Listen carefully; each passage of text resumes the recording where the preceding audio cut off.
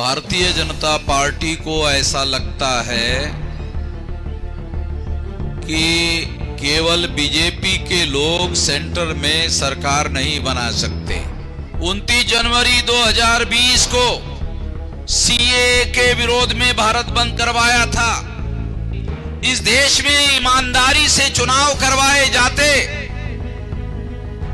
तो जो लोग ग्राम पंचायत में 3.5% वोट के आधार पर पंच नहीं चुनवा सकते, वो गांव का सरपंच नहीं बना सकते। जो गांव का सरपंच नहीं बना सकते, वो देश की पंचायत का प्रधानमंत्री बना रहे हैं। क्या नरेंद्र मोदी के घर में नोट छापने का कारखाना है क्या? उनके घर में कोई रिजर्व बैंक है नोट छापने का कारखाना है? कहां से आ गया ये पैसा? मोहन भागवत ने कहा कि मुसलमानों के पुरखे और हिंदुओं के पुरखे एक ही थे।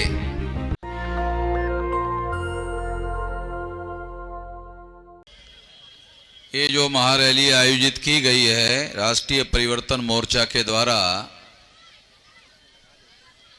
राष्ट्रीय परिवर्तन मोर्चा ये नया शब्द है, इसके बारे में आपको जानना होगा। जैसे अभी देश में परिवर्तन हो रहा है, बदलाव हो रहा है, और बदलाव क्या हो रहा है?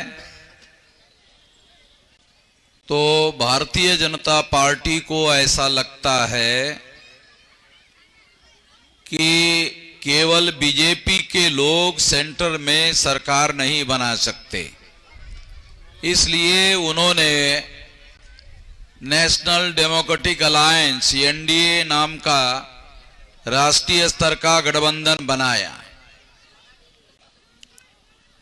और सोनिया गांधी के द्वारा यानी कांग्रेस भी ये मानती है कि अब अकेले कांग्रेस की कोई सरकार बनाना संभव नहीं है, इसलिए कांग्रेस ने यूपीए बनाया, यूनाइटेड प्रोग्रेसिव अलायंस। ये इतना विशाल संगठन होने की वजह से 5 मार्च 2019 को हमने 13 पॉइंट रोस्टर के विरोध में भारत बंद करवाया था और नरेंद्र मोदी को संसद में संविधान संशोधन करने के लिए मजबूर किया था। 29 जनवरी 2020 को सीएए के विरोध में भारत बंद करवाया था। उस भारत बंद में मुस्लिम भाइयों ने सारे देश भर में बहुत बड़े पैमाने पर साथ सहयोग दिया था। वो भारत बंद उससे भी बड़ा भारत बंद हो गया था। उसके बाद मोदी और शाह सीएए बोलना ही बंद हो गए। अभी उनके मुंह से सीएए शब्द ही नहीं निकलता है, नहीं तो डेली निकलता था सीएए सीएए सीएए, अभी शब्द ही निकलना बंद हो गया है। ब्राह्मणों की संख्या केवल 3.5% है और उनका सारे देश भर कब्जा है।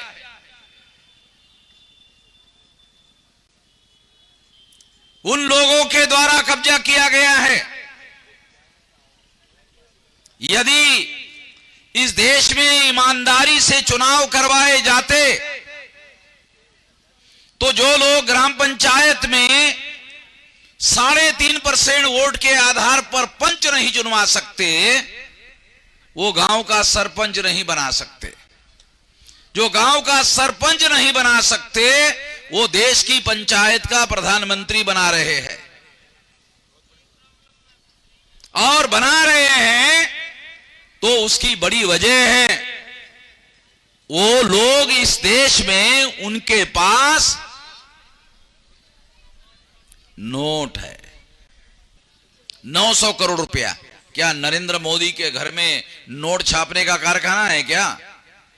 उनके घर में कोई रिजर्व बैंक है नोट छापने का कारखाना है? कहां से आ गया ये पैसा? ये सारा का सारा पैसा काला धन है। गठबंधन बना हुआ है, 41 दल के साथ गठबंधन बना हुआ है और उसके बैकिंग में वाम से भारत मुक्ति मोर्चा, बहुजन क्रांति मोर्चा मोर्चा और उत्तर प्रदेश के 10,000 सामाजिक संगठन, इतना सारा गठबंधन बाकायदा बना हुआ है। अब केवल कोई एक पार्टी, बड़ी पार्टी यदि इसमें शामिल होती है तो यह महागठबंधन हो जाएगा। हमारी समाजवादी से भी वार्ता चल रही है, हमारी कांग्रेस वालों से भी वार्ता चल रही है, और मैं ये बात छुपा कर नहीं रखना चाहता हूं, ओवैसी साहब से भी बात चल रही है। जिसका पहले हो जाएगा पहले डिक्लेयर कर देंगे, जिसका हो जाएगा, क्योंकि बीजेपी को देश को बचाने के लिए परास्त करना उत्तर प्रदेश में जरूरी है। Schedule caste, schedule tribe, backward classes के मुसलमान किस आधार पर दुश्मन है? क्या मुसलमानों ने वर्ण व्यवस्था बनाई? जिस वर्ण व्यवस्था ने हम लोगों को गुलाम बनाया, नहीं बनाई। क्या मुसलमानों ने जाति व्यवस्था बनाई? जिस जाति व्यवस्था ने हमारे 6,500 टुकड़े किए, वो भी नहीं बनाई। क्या मुसलमानों ने अस्पृश्यता बनाई? नहीं बनाई। क्या मुसलमानों ने ये जो शूद्रत्व है वो ओबीसी पर थोपा, पिछड़े वर्ग पर थोपा? क्या ये काम वर्ण व्यवस्था में हम लोगों ने किया या मुसलमानों ने किया? नहीं। तो इस तरह से इन लोगों ने व्यवस्था में महिलाओं को भी दास बनाया, घुमंतु जातियों को बहिष्कृत किया, आदिवासियों को जंगलों में रहने के लिए मजबूर किया। ये सारा का सारा काम, इसमें से कोई भी काम मुसलमानों ने नहीं किया। इसमें से कोई भी काम मुसलमानों ने नहीं किया। ये सारा काम तो ब्राह्मणों ने किया। हिस्टोरिकल डॉक्यूमेंट के आधार पर बोल रहा हूं। कुछ दिन पहले आप लोगों को याद होगा, मोहन भागवत ने कहा कि मुसलमानों के पुरखे और हिंदुओं के पुरखे एक ही थे। ऐसा वो लोग मोहन भागवत ने कहा था। गांधी और नेहरू कहते थे अंग्रेजों की वजह से आप लोग गरीब हो, अंग्रेजों की वजह से आप गरीब हो, ऐसा कहते थे। अब आजाद होके 75 साल हो गए, और 75 साल में गांव में रहने वाले 90% लोग गरीबी रेखा से नीचे जीवन यापन कर रहे हैं, सरकार कहती है। शहरों में रहने वाले 75% लोग गरीबी रेखा के नीचे जीवन यापन कर रहे, सरकार कह रही है।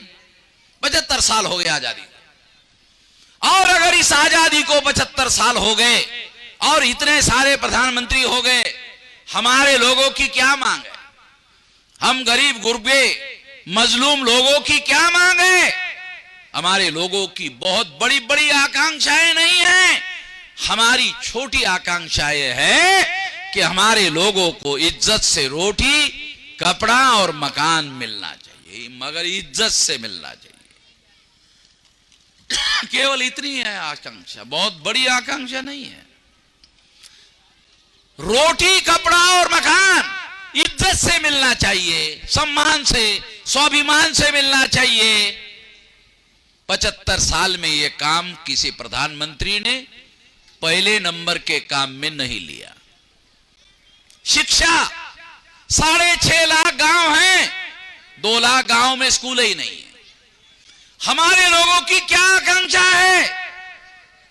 डॉक्टर बाबा साहब आंबेडकर की तरह कोलंबिया में जाकर पढ़ने की आकांक्षा नहीं है, न्यूयॉर्क में, कोलंबिया में पढ़ने की, लंदन स्कूल ऑफ इकोनॉमिक्स में पढ़ने की आकांक्षा नहीं। हमारे गरीबों की, मजलूमों की हमारी आकांक्षा क्या है?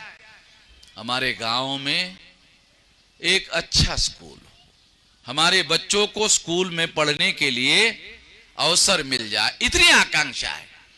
75 साल की आजादी में 2 लाख गांवों में अभी तक स्कूल नहीं बनाया। वोट कभी खराब नहीं होता है, हर बार जब भी चुनाव आता है वो नया ही रहता है।